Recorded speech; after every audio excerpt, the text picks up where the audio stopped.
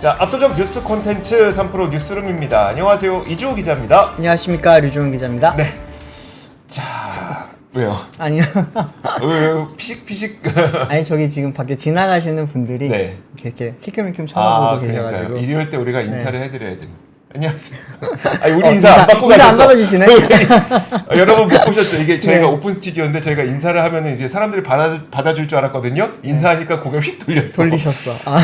참. 여러분들은 저희 외면하시면 안 됩니다. 네. 자, 그러면 첫 번째 뉴스부터 한번 볼까요? 뉴스 잠깐 들어가기 전에 네네.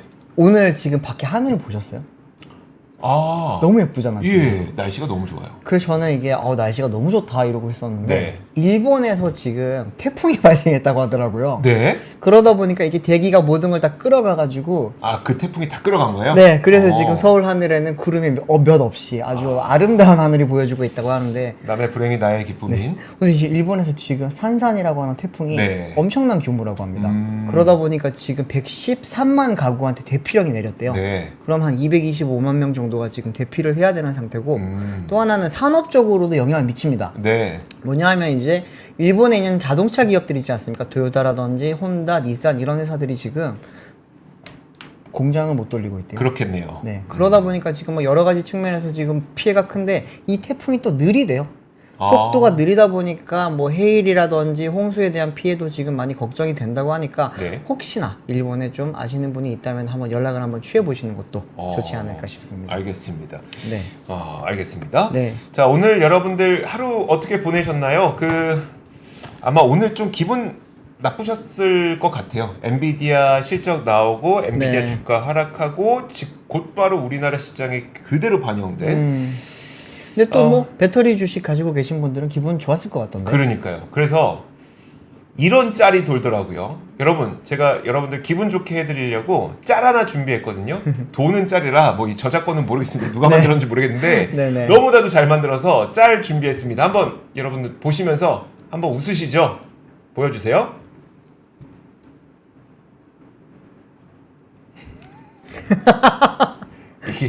이게 저희도 네. 이거를 이게 약간 나쁜 말들이 섞여 있잖아요. 비속어가 좀 비속어가 있죠. 많이 네. 있잖아요. 그래서 이걸 해야 되나 했는데 오늘처럼 기분 안 좋은 날에는 좀 웃을 수 있을까라고 해서 좀 들고 왔습니다. 너무 이게 안 좋게 보지 마시고요. 좀 귀엽게. 우리 모두의 마음 아닐까요? 그러니까 우리의 모두의 마음이잖아요. 아니 네. 반도체 오르니까 배터리 빠지고 배터리 그러니까. 오르니까 반도체 빠지고 그 마음을 너무나도 고스란히 보여줬던 짤이어서 그냥 한번 준비해봤습니다. 너무 기분 나쁘게 보시지 마셨으면 좋겠습니다. 자, 그러면 첫 번째 뉴스 한번 가보도록 하겠습니다. 요즘에 그 배터리 화재, 자동차 배터리 화재 때문에 많은 분들이 이거 전기차를 정말 사도 되는 거야라는 네. 두려움을 갖고 계신데 맞습니다. 이 잘못된 정보일 수도 있죠. 지금 사실 잘못된 정보가 많이 퍼지고 있어요. 이게 배터리의 문제, 전기차의 문제도 당연히 있을 수 있습니다만 네. 그게 아닌 이야기들 그리고 혹여나 또 이제 또 많이 부풀려서 확대해서 많은 말들이 지금 오가고 있다 보니까 많은 분들이 공포심을 가지는 거거든요. 네. 뭐 단적인 예로 지금 나는 전기차를 1억을 주고 사서 100억을 물어줄 수도 있는 상황이 되면 그렇죠. 굳이 내가 전기차를 살 필요가 있냐라고 하면서 그런 이야기도 나오고요. 이거 전기차 타고 다니다가 혹시나 사고가 났을 때 문이 잠겨버리면 어떡해? 네. 뭐 이런저런 지금 여러 가지 말들이 나오다 보니까 그 부분에 대해서 좀 진실을 바로 잡을 필요가 있겠다라는 싶은 생각을 하고 있었습니다. 네. 오늘 마침 좀 좋은 자료가 나와서 제가 그대로 지금 가져와 봤는데요. 한번 전기차 포비아를 부르고 있는 지금 잘못된 정보 한 5가지를 제가 한번 꼽아봤거든요. 네. 좀 띄워주시면 좋겠습니다. PD님 띄워주세요. 네. 일단 첫 번째로는 이제 전기차가 내연기관차보다 화재가 훨씬 많이 발생하는 거 아니냐라고 하는 이야기들이 많거든요. 네.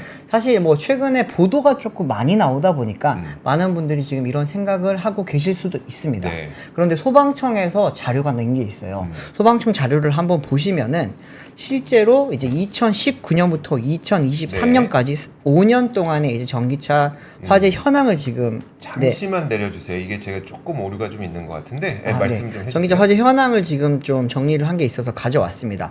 보시면은 이제 전체적으로 뭐 전기차든 비전기차든 매년 화재가 발생하는 건 당연합니다. 당연히 발생을 하고 있는데 이 중에서 네, 좀 다시 다시 한번 보여주십시오. 띄워주십시오. 보시면은 이제 차량 1만 대당 화재 발생 이제 빈도를 한번 보시면은 네. 뭐 제일 마지막 거 한번 보실까요? 2023년도를 보면은 비전기차, 쉽게 말하면 내연기관차죠. 내연기관차가 이제 1.86 그리고 이제 전기차는 1.32입니다. 이걸 보시면은 이제 실제로 내연기관차의 화재 비율이 전기차보다 조금 높다고 할 수 있습니다. 이게 뭐 많은 분들이 전기차 안 팔려서 그렇잖아 라고 하실 수가 있는데 네. 전체적인 그 화재 발생 건수는 적은 거는 그럴 수가 있는데 발생 빈도입니다. 그렇죠. 발생 빈도 보시면 2019년도 때는 이제 내연기관이 1.98이고 전기차는 0.33이었는데 매년 전기차 판매가 늘면서 조금씩 올라가고는 있습니다만 아직까지도 여전히 내연기관차의 전기차 화재 발생 빈도가 더 많다고 보실 수가 있습니다. 네. 그렇기 때문에 무조건 전기차가 더 위험하다 이런 이야기를 하는 거는 사실은 너무 좀 성급한 판단일 수도 있고 뭐 실제로 지금 팩트로 봤을 때도 잘못된 이야기라고 할 수가 있습니다. 네. 그리고 또 하나는 이제 전기차 화재가 나면 무조건 열폭주가 나는 거 아니냐 이런 이야기들 많이 하시거든요. 저도 당연히 그럴 줄 알았는데 네. 아닐 수도 있나 보네요. 아닐 수도 있습니다. 전기차 화재가 난다고 해서 무조건 열폭주가 나는 게 아니에요. 네. 이거 같은 경우에는 배터리 셀을 어떻게 설계를 하고 어떻게 만들어 놓는지도 되게 중요하고요. 네. 또 하나는 이제 BMS가 이거를 잡을 수 있느냐 없느냐의 기술력의 차이지 전기차가 화재가 나면 무조건 열폭주가 나서 큰 화재로 발생이 되고 이로 인해서 큰 피해가 발생한다. 이거는 조금은 잘못된 정보입니다. 또 하나는 이제 전기차가 화재가 났을 때 이게 일반 내연기관차보다도 화재 온도가 더 높아서 위험하다. 그 질문 네. 가기 전에 저 질문 네. 하나만 드릴게요. 네, 전기차 주십시오. 화재는 무조건 열폭주가 나느냐? 말씀하셨던 것처럼 BMS가 잘 잡아주느냐? 그리고 그 셀과 그 네. 모듈의 설계를 얼마나 잘하느냐에 따라서 열폭주가 안 일어날 수도 있다 이 말씀이시잖아요. 그쵸. 누가 잘하고 누가 못하는지는 소비자가 구분할 수 있을까요? 그거는 사실 쉽진 않겠죠. 아직까지는 그러면, 쉽진 네. 않겠죠. 그러니까 이론적으로는 열폭주가 무조건 나는 건 아니지만 네. 열폭주가 잘 날 수 있는 설계와 잘 안 나는 설계는 아직 소비자가 구분하기는 어려운 상태는 맞는 거네요. 네. 근데 아직까지는. 이거를 제가 뭐 브랜드를 좀 이야기를 하자면 네. 쉽게 말하면은 이제 뭐 까보니까 벤츠 같은 경우에는 조금은 취약한 구조로 만들어져 있었고요. 네. 그리고 이제 현대차 같은 경우에는 뭐 코나라든지 이쪽 차량들 예전 차량들은 뭐 많이 좀 취약했습니다. 네. 그런데 최근에 나온 EGMP 차량들 같은 경우에는 그 부분에 대해서는 냉각 시설이 굉장히 잘 돼 있었거든요. 네.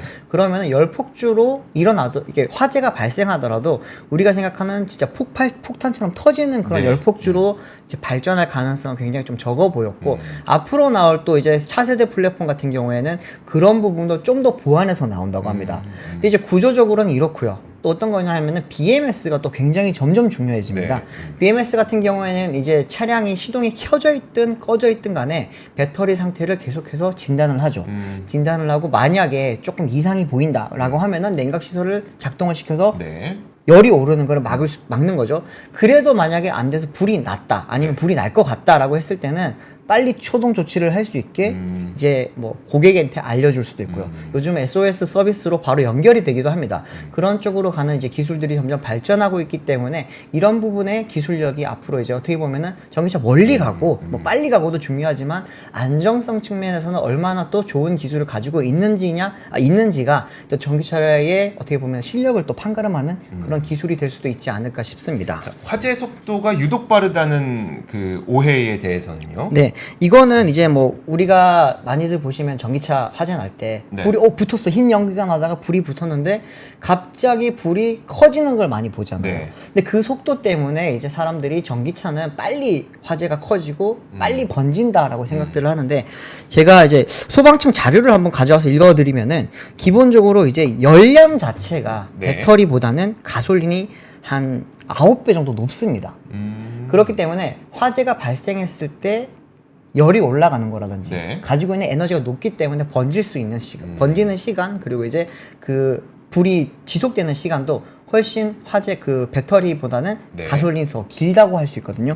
그렇기 때문에 이론적으로 봤을 때 실제로 이게 누가 더 빨리 퍼지고 누가 더 빨리 더 많은 불을 일으킬 수 있느냐를 봤을 때는 사실은 가솔린이 한 9배에서 10배 가까이 지금 더 위험성이 높습니다. 그럼에도 불구하고 이제 우리가 빨리 초동 대처를 할 수 있지 않느냐라고 말씀들을 하는데 그건 이제 케미컬적인 구조 때문에 좀 다른 거예요. 네. 쉽게 말하면 이제 일반적으로 차량에 화재가 나면은 우리가 분말 소화기로 끌 그렇죠. 수가 있잖아요. 네. 그런데 이제 전기차 배터리 같은 경우에는 배터리 팩 안에 모듈 안에 셀이 있어요. 네. 이렇게 막 방수 처리도 되어 있고 이렇기 때문에 물로는 안 꺼집니다. 그렇죠. 그렇기 때문에 예전에는 이거를 다 탈 때까지 기다렸어야 되는데 요즘은 이 부분을 이제 화재를 소화를 시키는 기술들이 많이 발전을 해서 예전에는 이걸 무조건 뭐 물통 안에 집어넣었어야 되거든요. 네. 근데 지금은 이렇게 가둬가지고 거기에 이제 물을 넣어서 거기서 이제 불을 끄는 방식도 있고요. 또 하나는 요즘은 전기차 화재 전용 소화기도 나오고 있습니다. 네. 예, 그런 부분들을 활용을 하면은 이제는 조금은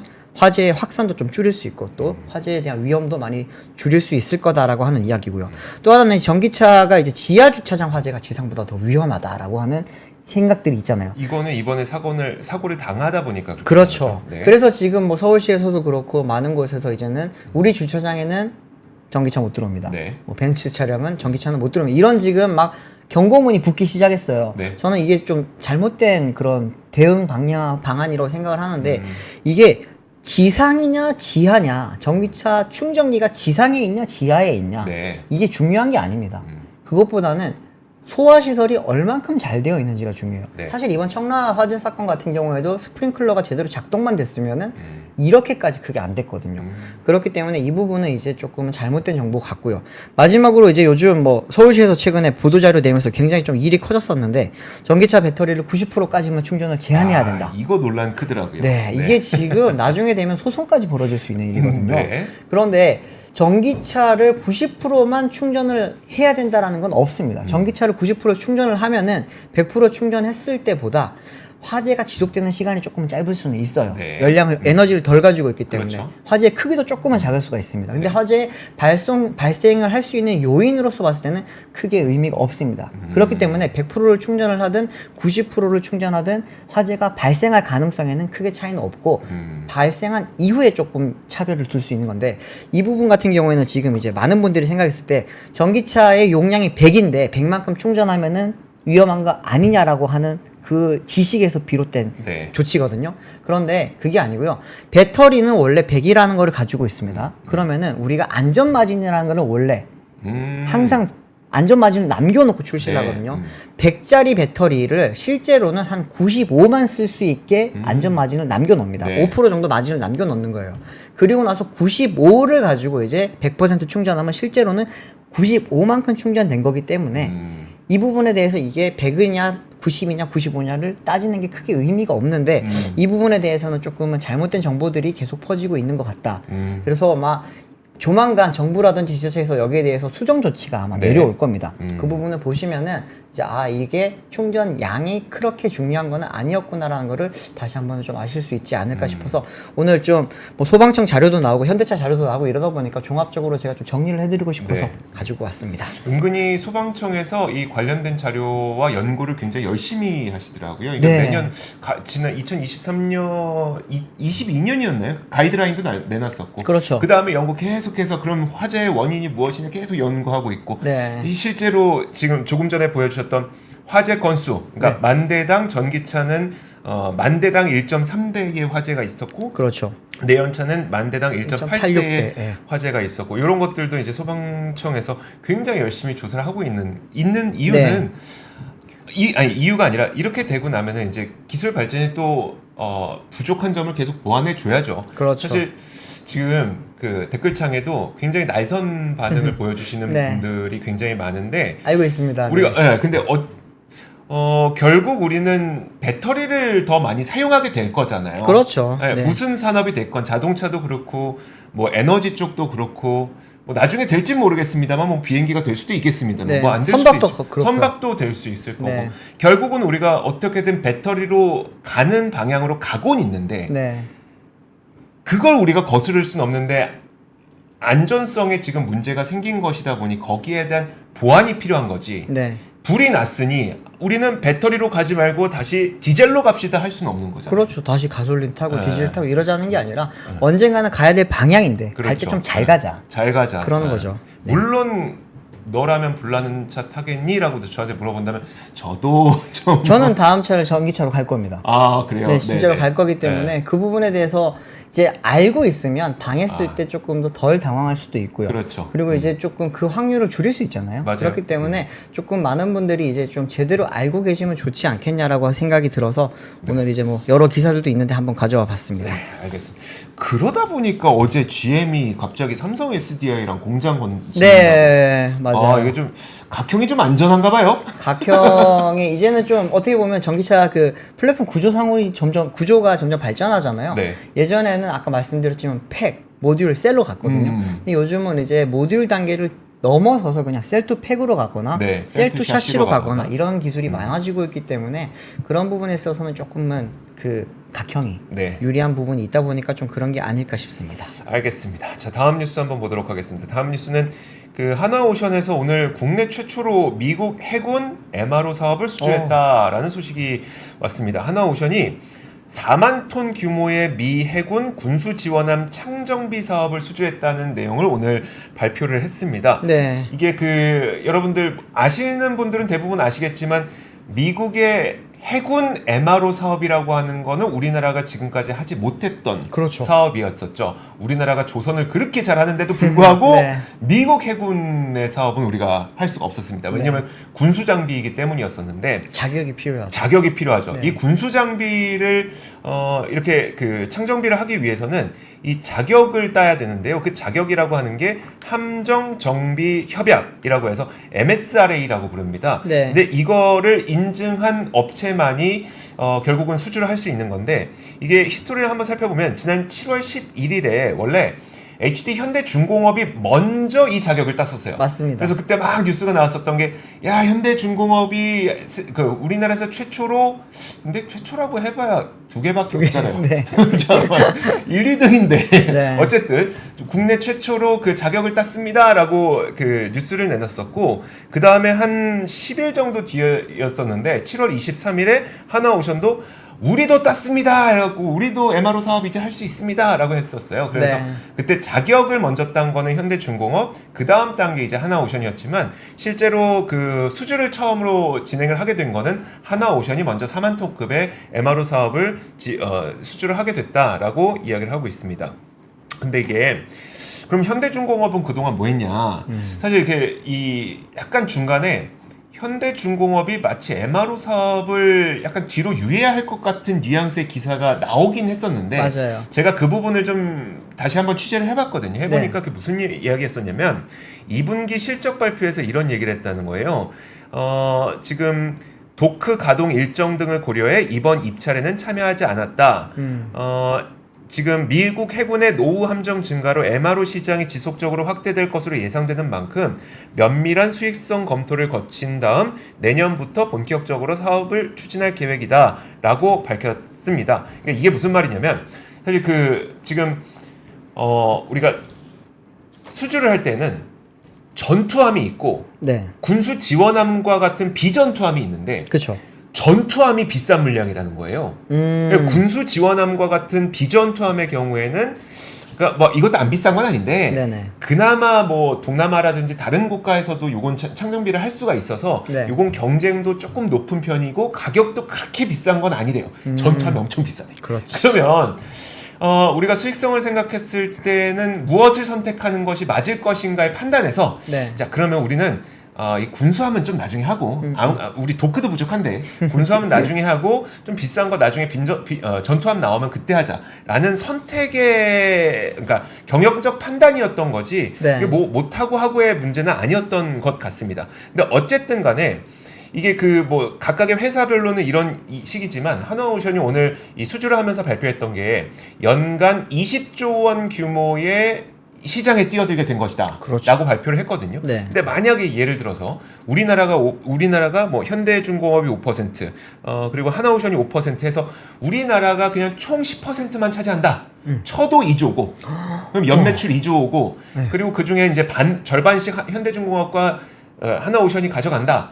그럼 한 기업당 1조씩의 매출이 생기는 거니까 네. 사실 없던 시장이 새로 생긴다는 측면에서 굉장히 긍정적인 거라고 보시면 될 것 같고, 그 다음에 사실 우리는 미국과 함께 그 군사 동맹국이잖아요. 그렇죠. 그런 측면에서도 상당히 유의미한 어떤 그 한 발짝의 나감이다라고 보시면 될 것 같습니다. 그래서 사실 뭐 이 누가 잘했네, 누가 못했네 이런 것라기보다는 우리나라의 새로운 산업이 또 하나 탄생을 했다. 그렇죠. 저는 그렇게 좀 보고 있습니다. 그리고 누가 먼저 했냐, 약간 늦게 했냐의 차이는 있을 수는 있어도 누가 네. 잘했냐 못했냐는 아닐 거예요. 그렇죠. 뭐 방금 말씀하셨지만 동맹국가들만 사실은 이 MRO 사업, 특히나 군수 MRO 사업을 그럼요. 가져갈 수 있기 네. 때문에 그 동맹국 우리가 모두 아는 그 국가들이고 그 중에서 이제 실질적으로 이런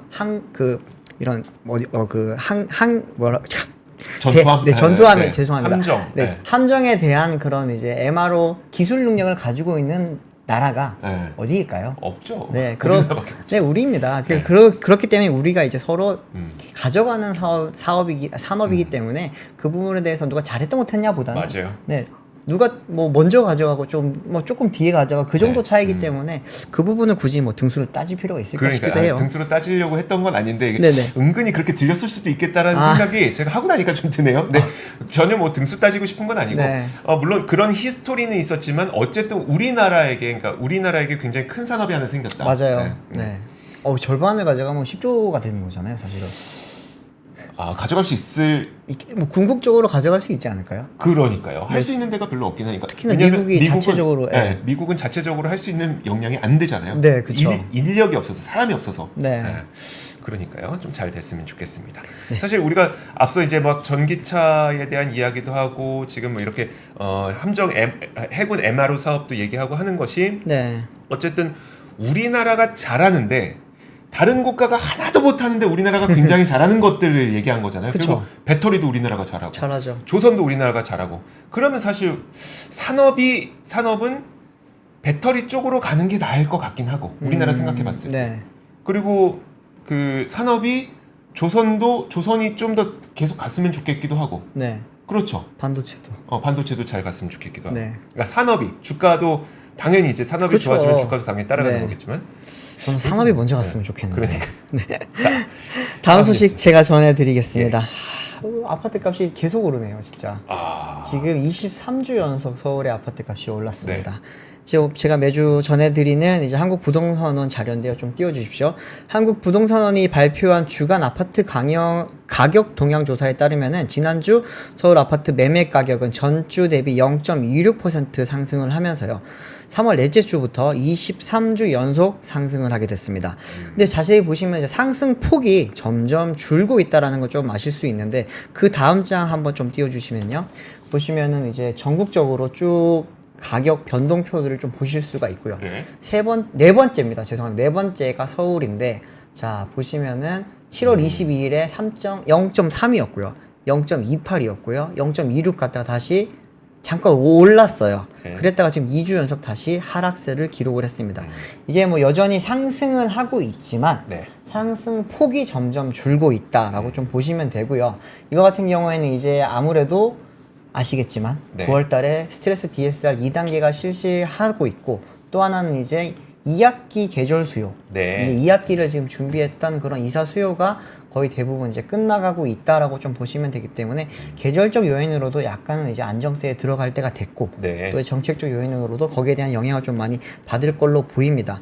하지만 서울은 계속 올랐어요. 특히나 이제 성동구가 좀 많이 올랐는데 성동구 같은 경우에는 0.55% 오르면서 가장 높은 상승률을 기록을 했습니다.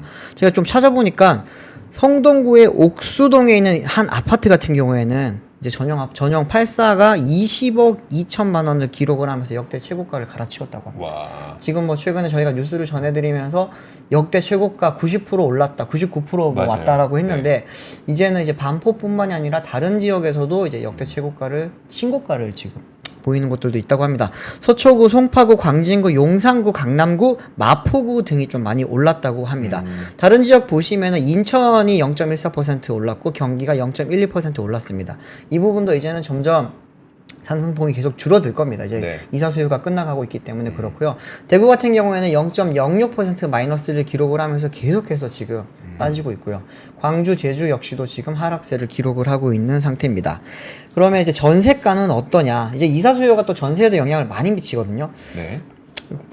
네. 이건 제가 뭐 도심권별로 다 한번 좀 보여드리려고 했는데 이거는 굳이 지금 그래, 이거- 다 오르고 있다라는 이야기인데 네네. 네. 공통점을 보시면은 다 이제 8월 12일 정점을 찍고 19, 26대 계속 하락세를 기록을 했다라는 점 그걸 좀 보여드리려고 제가 가져왔고요. 그다음 전세입니다. 전세 보시면은 서울이 0.17% 올랐고요. 서울 역시도 이제 전세 역시도 이제 지난주보다도 상승폭이 조금 줄었습니다. 그 다른 지역들도 인천, 경기 전보다 이제 여전히 오르곤 있지만 상승폭이 점점 줄어들고 있다라는 걸 아실 수가 있고요. 대구 마이너스 0.05, 제주 마이너스 0.03, 전남 마이너스 0.01 이렇게 지금 이 지역들은 계속해서 지금 전세도 네. 빠지고 있는 상태라고 보시면 되겠습니다. 이 볼 때마다 참 서울 너무 좀 중심적이다. 지방이 참 소멸되고 있을 수도 있겠구나 네. 라고 하는 게 좀 많이 느껴지고요. 정부가 지금 계속 많이 뭐 금리는 내리지만 하지만 핀셋 정책을 통해서 아파트 대출을 조금 많이 쪼이기 위해서 여러 가지 규제를 지금 하려고 하고 있고 뭐 시중은행들이 알아서 또 지금 네. 대출금리 많이 올렸잖아요. 그러니까. 그러다 보니까 아마 이제 9월부터는 스트레스 DSR이 시행이 되면 받을 수 있는 금액도 줄 거고요. 그렇죠. 대신에 또 대출 금리도 올라가다 보니까 아파트 상승은 조금 많이 모르겠습니다. 조금은 그래도 잡힐 수 있을 것 같은데 저는 참 이런 거 할 때마다 의외의 사람들이 피해를 볼 수도 있지 않을까. 의외요? 선의의 사람들. 정말 내가 이제 집이 필요해서 가려고 했던 사람들. 아니면은 전세 계약이 끝나서 지금 전세를 뭐 연기를 해야 된다, 연장을 해야 하든지 아니면은 이사를 가야 되는 분들이 있을 텐데 이럴 때 또 이제 투기 수요 때문에 또 이제 뭐 원치 않는 또 영향을 받은 사람들도 있지 않을까라고 하는 그런 생각도 좀 듭니다. 네. 그렇게 되면 결국은 젠트리피케이션이 또 발생을 하면서 우리가 그 단어가 굉장히 한동안 유행을 했었잖아요. 네. 그 특히 뭐 이제 뭐 속리단길 무슨 리단길 여기에서 네. 이제 계속 젠트리피케이션이 일어난다 이런 얘기가 있었는데 집마저도 그런 일이 시간이 지나면 하겠죠. 좀 그래서 네. 그걸 좀 빨리 안정시켜줬으면 좋겠다는 바람이 있는 거고요. 네. 다음 뉴스도 뭐 간략하게 전해드릴 텐데 이것도 그렇게 썩 기분 좋은 뉴스만은 아닙니다. 제가 두 개의 뉴스를 한꺼번에 전해드릴 건데요. 네. 지난 상반기 동안에 우리 근로자들의 실질 임금이 늘었을까요? 줄었을까요? 제 느낌은 네. 준 것 같아요. 네. 줄었죠. 네, 것 같아요, 0.4% 진짜. 줄었습니다. 이제 네. 고용노동부가 사업체 노동력 조사 결과를 발표를 했는데 올해 상반기 동안에 그 1인당 월 평균 실질 임금이 354만 3천 원이었었거든요. 근데 네. 작년 상반기가 355만 8천 원이었기 때문에 한 15,000원 정도 0.4% 줄었습니다. 네. 실질 임금이 줄었다는 거니까 명목 임금 여러분들이 임금 협상하러 들어가서 자, 뭐 이조 씨, 올해는 2% 올려드릴게요. 알겠습니다. 그 2%는 명목 임금이고 네. 거기에다가 물가가 2.8%가 올라가다 보니까 이 물가를 감안한 실질 임금은 이제 마이너스가 돼버린 그런 현상이 된 거죠. 그래서 실제로 상반기 근로자들의 월 평균 명목 임금은 딱 2.4% 늘었는데 물가가 2.8% 오른 거예요. 그래서 정반대로 0.4%의 실질 임금 감소가 있었던 거고 네네. 두 번째 뉴스를 바로 연결해 드릴 건데 그러니까 지난 2분기에 가구별 소득을 좀 살펴봤거든요. 이거는 이제 가구별 소득을 봤는데 1분기에 쪼그라들었던 가계 실질 소득이 한 분기 만에 증가를 하긴 했어요. 그래서 네. 나쁘진 않은데 이게 문제가 뭐였냐면 소득 계층별로 보니까 고소득 5분위 계층 있잖아요. 이쪽은 월급이 껑충 쪘는데 네. 가장 저소득층인 1분위 계층은 늘긴 늘었거든요. 근데 그것도 세부적으로 살펴보니까 와 이건 사실상 감소한 건데 였습니다. 뭐냐면 한번 보여드리도록 할게요. 자 5분위 계층을 보면은 이 파란색 그래프, 하늘색 그래프가 소득입니다. 네. 소득이 그 작년 2분기에 비해서 5% 늘어서 1,065만 2천 원이라는 거예요. 가구당 소득입니다. 그런데 5.1% 늘었죠. 그리고 1분위도 3.7% 늘어서 115만 9천 원을 기록하긴 했는데 네. 문제는 뭐냐면 여기에서 그 우리가 이전 소득이라고 해서 네. 그러니까 국가에서 지원해준 돈 있죠. 네네. 국가에서 지원해준 돈, 복지 비용. 아, 예. 이게 10.5%였어요. 아, 그러면 근로소득은 사실상 7% 감소했다. 마이너스겠네요. 네. 그래서 이게 이 5분위 계층의 가장 그 고소득층이신 분들은 네. 아무래도 뭐 이렇게 인센티브라는 것도 있었을 거고 사실상 이제 임금이 좀 올라간 부분도 있었을 거고 다양한 부분들이 있었는데 저소득 계층으로 내려가면 내려갈수록 복지가 없으면 사실상 임금이 감소하게 되는 그런 현상을 우리는 좀 목격하게 되는 것 같습니다. 야. 사실 이게 부동산하고 바로 뒤에 연결해서 한 게 네. 부동산도 사실 그 지방 지역은 가격이 오히려 하락하고 있는데 네네. 서울을 비롯한 중심부에서만 상승세 그리고 전고점 탈환이 계속 나오고 있는 거잖아요. 그렇죠. 이런 현상이 정말 각계각층에서 나타나고 있는 것 같습니다. 너무 비익빈 부익부 부익부가 왜 이럴까요? 근데 비익빈 분익부가 너무 좀 심해지는 거 아닌가라고 하는 생각이 드네요, 진짜. 네. 그렇습니다. 네. 하나만 더 재밌는 거. 네, 보여주십시오. 이걸 재밌다고 해야 되나? 유용한. 네. 요거 하나만 간략하게 볼게요. 지금 이거 표 한 번만 보여주세요. 그러면 이제 가구당 월 평균 소득이 3.5% 늘었다 그랬잖아요. 그래서 496만 원이라 그랬는데 뭐가 제일 많이 늘었냐? 이거 보니까 재산 소득은 29% 늘었습니다. 역시 돈이 돈을 버는 건가? 그렇네요. 역시 자본주의. 물론 비중은 상당히 적습니다. 네. 비중은 적긴 한데 역시 자산이 있는 사람들만 그런 건가? 뭐 이런 생각도 들었습니다. 네. 물론 이게 지난 분기에는 거의 50% 증가였기 때문에 그것보단 낮아진 것 같긴 하대요. 그래도 가장 그 소득의 상승을 크게 가져온 부분이 재산이라는 것까지도 말씀드리겠습니다. 네. 자, 다음 뉴스 한번 보도록 하죠. 네, 다음 뉴스는 오늘 뭐 단독 기사가 하나 떴었습니다. 네. 그 매일경제에서 나왔었는데 두산마켓과 로보틱스의 합병이 철회한다라고 네. 하는 그런 기사가 있어서 제가 이 부분에 대해서는 뭐 여러 번 저희가 보도도 했었고 또 최근에 이제 금감원 쪽에서 정밀히 좀 들여다보겠다라고 네. 하면서 굉장히 압박을 했잖아요. 그럼에도 불구하고 두산그룹 쪽에서는 계속 이제 추진을 하는 모습이었는데 갑자기 철회를 한다라는 소식이 들리면서 오늘 주가가 막 널뛰었죠. 네. 보면 뭐 밥캣 그리고 에너빌리티 그렇죠. 빠져버리고 그리고 이제 로보틱스 네. 네, 올라가고 죄송합니다. 로보틱스가 떨어지죠. 로보틱스와 에너빌리티가 떨어지고 네. 오늘 왜 이러죠? 네, 밥캣이 많이 올라가고 이런 일이 있었는데 네. 이렇게 되면서 이제 제가 두산그룹에 확인을 해봤습니다. 네. 확인을 해보니까 아직까지 확정이 된 게 없대요. 음. 확정된 게 없는데 지금 아마 오늘 중으로 이제 두산 쪽에서는 입장을 발표를 할 예정이라고 하고요. 네. 금감원에서는 지금 조회 공시를 했다고 합니다. 아무래도 이제 뭐 여기에 대해서는 합병 비율 문제부터 해서 이제 오너가만 네. 사실상 배를 불리는 거 아니냐. 뭐 당연히 시너지는 나오겠지. 네. 모빌리티는 모빌리티끼리 묶고 에너지는 에너지끼리 묶고 이렇게 하면은 뭔가 시너지는 나오겠지만 그로 인해서 발생하는 이익을 누군가에게 집중적으로 가는 게 사실 지금 문제로 많이 제기가 됐지 그렇죠. 않습니까? 누굴 위한 시너지냐? 그렇죠. 그리고 또 하나는 기존에 그러면은 주주들, 네. 에너빌리티와 밥캣의 주주들이 받는 또 그런 피해 네. 이 부분에 대해서도 사실은 보완책이 전혀 없었거든요. 그렇죠. 그렇기 때문에 상장사와 상장사지만 1대1 시가총액 대 시가총액으로 비교를 해서 합병하는 게 맞느냐라고 하는 지금 지적까지 많이 나온 상황이었기 때문에 아마 두산그룹도 뭐 주주들의 그런 볼멘 소리도 네. 있었을 거고요. 또 정부와 금감원에서 이렇게 들여다보다 보니까 실질적으로 좀 이게 설마 이거를 진행을 할 수 있을까라고 네. 하는 그런 눈길이 많긴 했었는데 오늘 이런 뭐 기사가 나오면서 보통 이런 기사가 나오면 대부분 맞을 때가 많습니다. 네.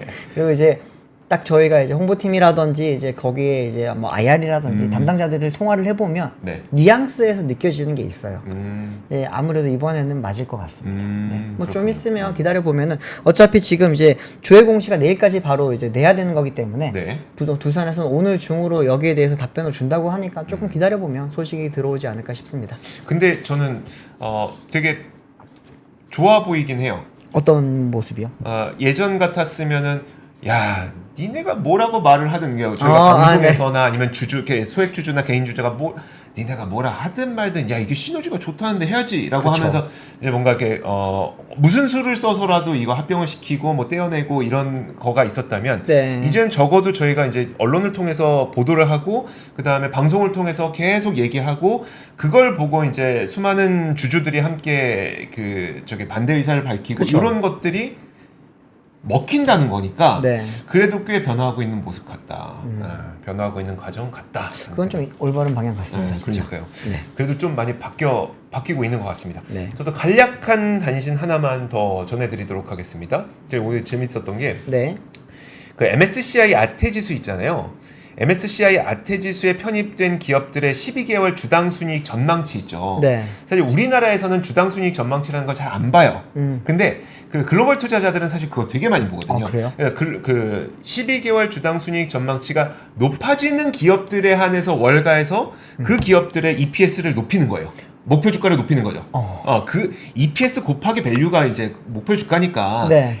EPS가 높아져야 목표 주가를 높일 거 아니에요. 그렇게 하는데 사실 우리나라에서는 아무래도 이제 그 EPS가 컨센서스가 잘 형성이 안 돼서 그렇게 네. 안 하고 있는데 어쨌든 이게 되게 중요한 건데 지금 국가별로 이 12개월 EPS 전망치가 가장 많이 상승한 국가가 한국 와. 8%.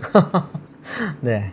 엄청나지 않습니까? 그러게요. 심지어 대만과 일본이 5%. 오. 사실 대만은 우리가 어떻게 보면은 대만에 TSMC가 있고, 그렇죠.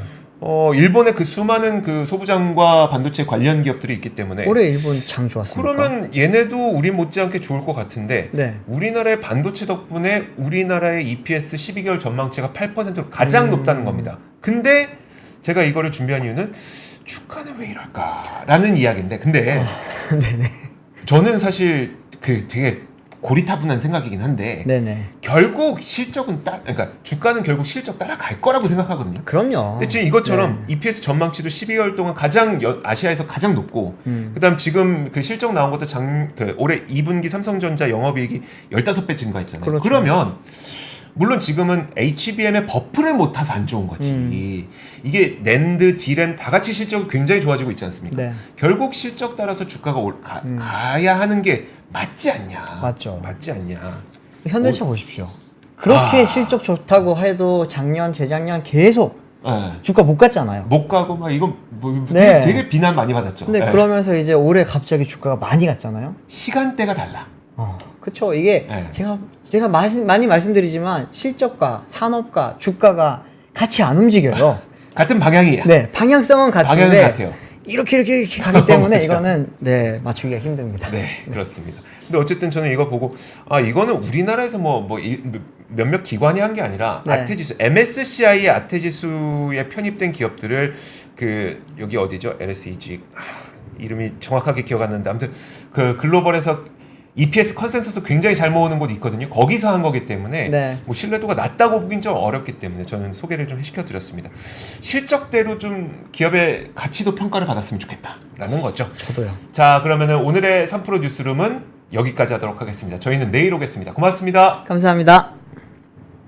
박근영, 이선영, 사경인, 염승환 투자 마스터들의 세심한 케어로 건강한 투자 습관을 만드세요. 3프로 멤버십 3프로 앱에서 확인하세요.